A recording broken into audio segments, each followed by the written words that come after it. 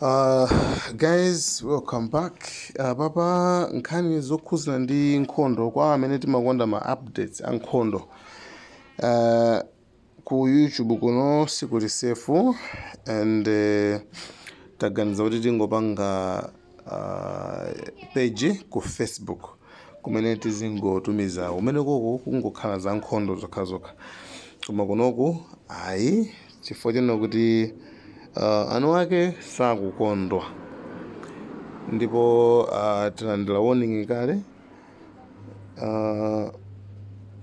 yokhuzana ndi za nkhondozi nde panopa tizipanga mapulogalamu ena amene timapanga aja komano nkhani yokhuzana ndi nkhondo yokha ndekuti tizipanga ku Facebook uko.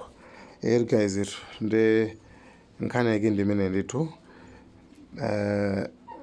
Yeah, thanks.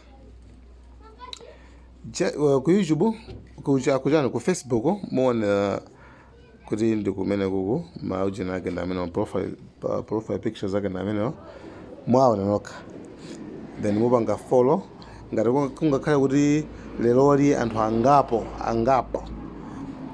alipo ndikuti 8 o'clock tipanya ku video akuluakulu. Thanks guys, thank you.